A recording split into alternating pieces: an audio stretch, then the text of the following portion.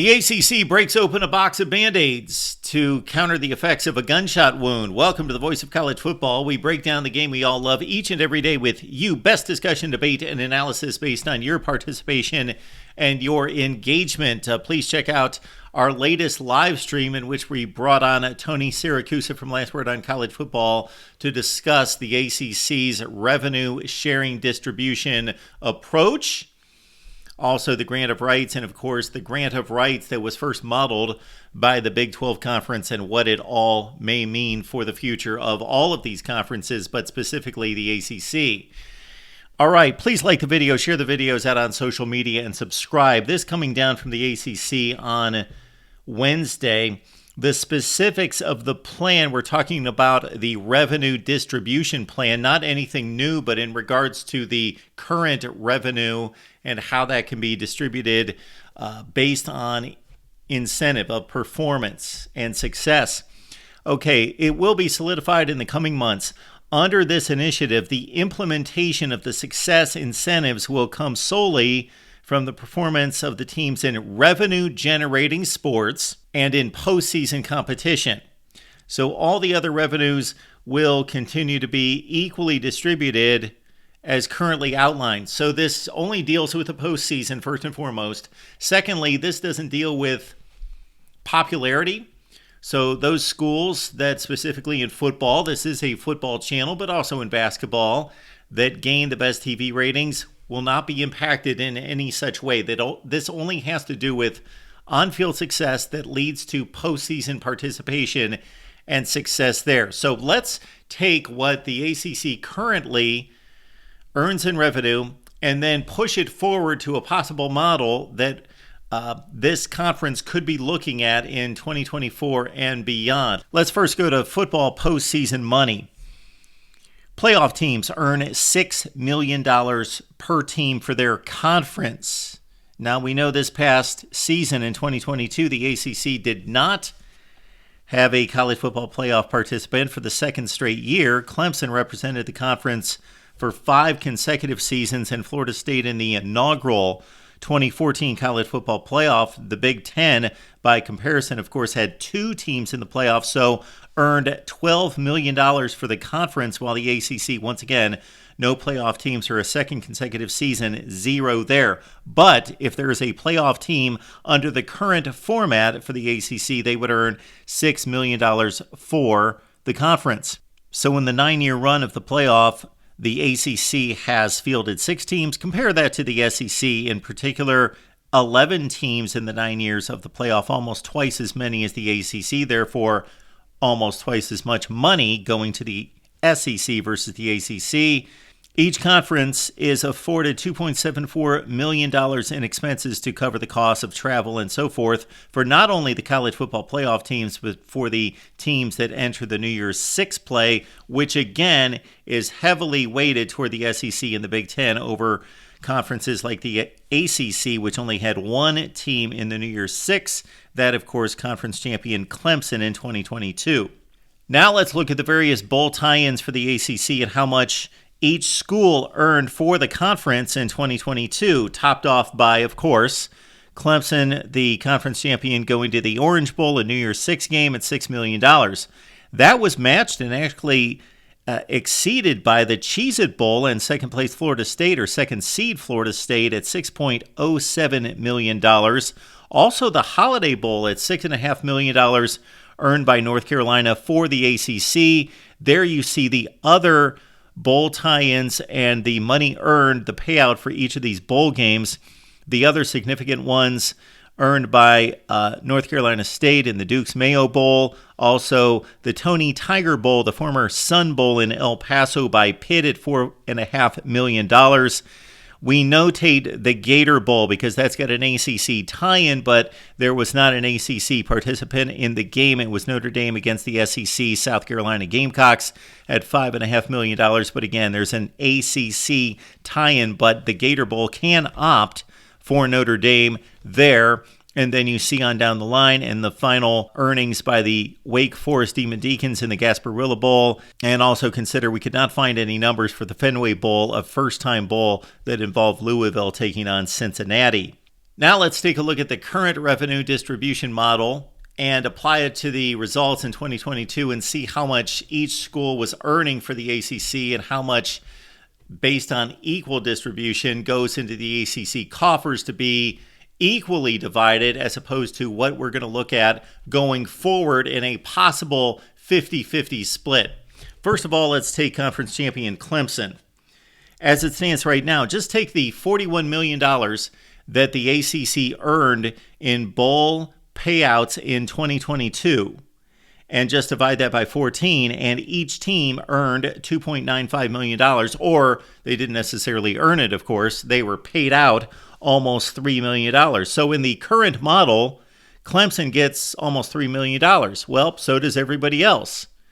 Let's fast forward this to what could possibly be the distribution going forward. Let's use a 50-50 split, meaning the school, the team that went to the playoff game or the bowl game, earning 50% of the money, and then the other 50% going to the other 13 member schools to divide by 13. So, based on this projected model, Clemson going to the Orange Bowl would earn $6 million for the conference. Well, Clemson would keep $3 million of that, not the $6 million divided by 14. They would get 50% of the money for the Orange Bowl appearance. The other 13 teams in the conference not going to that particular bowl game get 50% of that. So you divide $17.5 million by 13 teams. They each get about 7.7% or $1.35 million. So taking the 2022 season and using the projected model of a 50-50 split, Clemson again gets $3 million for their appearance in the Orange Bowl, and then they get $1.35 million for their share of the revenue distribution of the other 6 bowl games played by other ACC teams. Let's take Florida State's example. It's almost exactly the same. Under the current model, just like everybody else, $2.95 million shared by Florida State versus the rest of the conference. In the new model, Florida State would get 50% of what they earned in the payout for playing in the Cheez-It Bowl against Oklahoma at $6.07 million, or they would get $3.035 million, 50% of it. And then just like Clemson and everybody else in the conference, $1.35 million. So Florida State's share, when you put it all together, is $4.38 million. So those are the two teams that earned the most money by going to those postseason appearances, along with North Carolina going to the Holiday Bowl against Oregon, a $6.5 million payout. So Clemson, Florida State, and North Carolina would have earned the most money in postseason play under this new model distribution, which would have paid out those schools about $1.5 million more than they earned based on the old model. Now let's look at the schools in the ACC that did not go to postseason play in 2022. So instead of getting $2.95 million, just like everybody else that either went to postseason play or did not go to postseason play as it was split evenly, let's go to that 50-50 model and see how they would have fared. Well, of course, they get zero money to start out because they didn't play in a bowl game. So they get zero there, but then their payout, if you divide the rest of the money in the ACC, which is the $41 million that was accumulated by all the ACC bowl games, and you divide that by the 14 teams that play in these bowl games or don't play in the bowl games, and you divide that by the 14 teams in the conference. So take a school like Miami. Last season, they didn't go to a bowl game at 5-7. They earned or were paid $2.95 million by the revenue distribution split evenly under these projected. Again, this is not being reported. I'm just taking a 50-50 split, and that's being discussed out there certainly as being a viable option. Miami in particular, and just every other team that did not participate in bowl play, Boston College and Georgia Tech and Virginia Tech and other teams that did not go to a bowl game, $1.35 million instead of $2.95 million, about $1.6 million less. Now let's go to the NCAA men's basketball tournament. Based on all the sources I could find, which were 5 or 6 sources, each game that is played in the NCAA men's basketball tournament by each conference earns them $2 million. Now, it's not paid out initially. It's paid out in installments over 6 years. But each conference is paid out $2 million per game that they play. So this is what happened in the 2023 NCAA men's basketball tournament. Miami went all the way to the Final Four. So they played in 4 games prior to the Final Four, and they earned $2 million per game for the conference, or $8 million. Actually, when Miami went to the Final Four, they played in the national semifinal game and earned another $4 million for the ACC. Duke and Pitt, on the other hand, played in 2 NCAA tournament games, as it was not a good year for ACC men's basketball in the tournament. So Duke and Pitt, $2 million per game. That's $4 million overall for the ACC. And NC State and Virginia, ousted in the first round, only participated in 1 game and $2 million. And again, a down year for the ACC in men's basketball, as only 5 of 14 teams participated. Actually, with Notre Dame included, 5 of 15 participated in the NCAA men's basketball tournament. Added all together, and this was checked out on several sites, the ACC earned $24 million from the men's basketball tournament in 2023. So again, let's take the math that currently exists in the model. That is a completely even distribution, regardless of the success of any of these teams, whether you reach the NCAA tournament or not. How far you advance in the tournament, it does not matter. It all goes into the same coffer, and it's evenly distributed, as opposed to what it would look like going forward in a 50-50 split. In the current model, if you take the $24 million earned by the conference for playing in the NCAA men's basketball tournament, 5 teams playing a total of 5, 7, 9, 10, 11 games, it's $1.71 million per school. However, let's go now to the updated 50-50 model. Let's take Miami, for example. By far had the most success in the men's basketball tournament in 2023. They earned $12 million for the conference just by themselves. 12 of the $24 million was earned by the Hurricanes' run to the Final Four. Well, they would keep 50% of it. So this men's basketball tournament would have been a huge gain for Miami's basketball program, keeping 6 of the $12 million. Then the other $6 million, of course, goes to the rest of the conference and those 13 teams. That's another example. Let's look at Duke. Again, under the current model, they get the $1.71 million that everybody else gets. Under the model that we're proposing at 50%, Duke gets the $4 million that they earn for the conference. Well, they get 50% of that at $2 million, plus the other payout that is earned by the other schools and distributed 50-50. So the total for Duke would be $2.46 million based on the 2023 men's tournament results. For those schools, 9 of them, actually 10 if you include Notre Dame, of course. I keep thinking football, but I've got to throw Notre Dame in there for basketball. 10 teams missed the tournament. And Miami went to the Final Four, so they earned $1.71 million this particular basketball season going to the Final Four. And the worst team in the conference earned the same amount of money in this equal distribution model. But going ahead with this 50-50 split, so if you missed the tournament, you take the $24 million, well, 12 of that was paid out to those schools that earned those NCAA appearances. And so you take the other $12 million and you divide it by 14 and you get $857,000 per school. I could not find any exact numbers for the women's tournament in 2023, but based on the growing popularity of the women's game and the stagnation of the popularity of the men's game, the women's game is gaining in popularity compared to the men's game. However, that's not affecting the current television contract. That may impact, and almost assuredly will impact, the next contract that is determined for the men versus the women in looking at that comparison. But the men's game has been substantially more popular and is paid out about 3 times more. So the numbers that I could find over the past 5 to 6 basketball seasons for the NCAA tournament, the men's tournament earns about 3 times as much as the women. So you could take everything that we just displayed for the men's NCAA tournament, divide it by 3, even though the women's game is gaining in popularity. That's not been reflected in the television revenue. And so just take the men's game again, and the women's will have about 33% of what we just displayed for the men. These figures are not exact, but it gives you a pretty strong indication as what the ACC is looking at.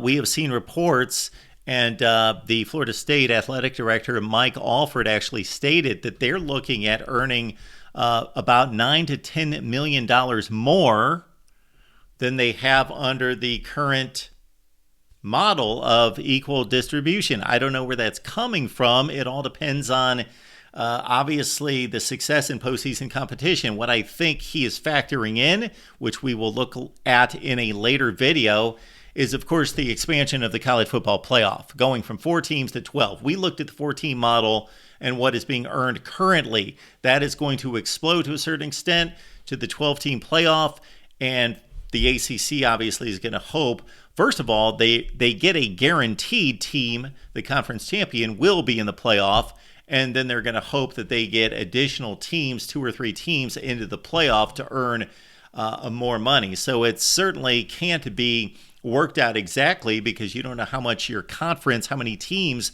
will earn a spot or be selected into the 12-team playoff. But there's going to be more money going out there for everyone. So if Mike Alford is banking on the college football playoff to narrow the gap, it's actually not going to narrow the gap, because the SEC and the Big Ten is going to have more teams in the college football playoff, you would think, than the ACC. So it's actually, even though the ACC is going to earn more money, the ACC is going to earn less of that more money than the SEC and the Big Ten. Mike Alford, looking at Florida State's perspective here as just an example, will of course bank on them being dominant in the ACC and earning a larger chunk of that playoff money versus the distribution that's going to be less for the teams that don't go to the playoff and don't go to bowl games going forward. So we'll attack that in a future video, look at the projected numbers for the college football playoff, apply that to the ACC, how good we believe the conference is going to be going forward in football, and how much more money that's going to be for successful football programs like Clemson and Florida State. Let's also keep in mind that typically the successful football programs aren't necessarily the successful basketball programs. Florida State's been better in basketball than football over the last 5 or 6 seasons, but not so much now, based on what I gather. And Clemson, of course, not a power in basketball. North Carolina is kind of even on both ledgers. Duke, of course, it's more basketball than football. And so the successful basketball teams aren't necessarily the successful football teams. All right, it's interesting to look at to see how much this is going to help the upper tier teams in the ACC. Let's keep in mind 2 things. Number 1, that this is not creating more revenue for the ACC. It almost seems like it is, but of course it's not. They're working with the same pie, so there's going to be less money for Syracuse, less money for Boston College, less money for whomever is not succeeding in men's and women's basketball and in football in particular, with a large chunk of this going to be even more on the football side with the expanded 12-team playoff. Let's also keep in mind that while we are talking about the ACC trying to keep pace or trying to catch the SEC and the Big Ten, the ACC, based on TV ratings, has not earned that much money. So if the disparity is, for example, if the disparity is 80 million and 50 million, that's probably pretty accurate to what the TV ratings are. So the SEC and the Big Ten earn that much money based on the TV ratings that are dominant in the sport. So yes, the ACC deal with ESPN is a bad deal for the conference, but even if they had a correct and accurate valuation of their games, they still wouldn't earn as much money as the SEC and the Big Ten. I would put it this way, on a scale of 1 to 10, right now, once this new series of contracts kicks in for both the Big Ten and the SEC in 2024, that if we give them a 10 on a scale of 1 to 10, the ACC is going to be earning about a 5 on a scale of 1 to 10, with the SEC and the Big Ten at 10, but it should be more like 10 to 7.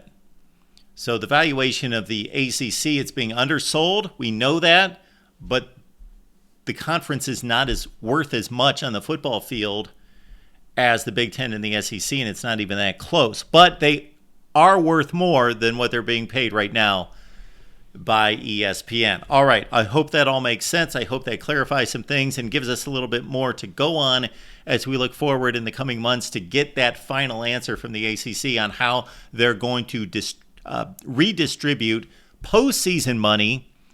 And of course, much of that's going to be impacted by the college football playoff and what teams are successful there. I went with a 50-50 split, meaning if you earn a college football playoff appearance, a bowl appearance, an NCAA bid in either men's or women's basketball, you keep 50%, you give 50% to the league, as opposed to it all goes to the league to be divided 14 or 15 times among all the schools, regardless of how successful they are on the field. Please like the video, share the videos out on social media, and subscribe right here at the Voice of College Football, and we'll see you next time.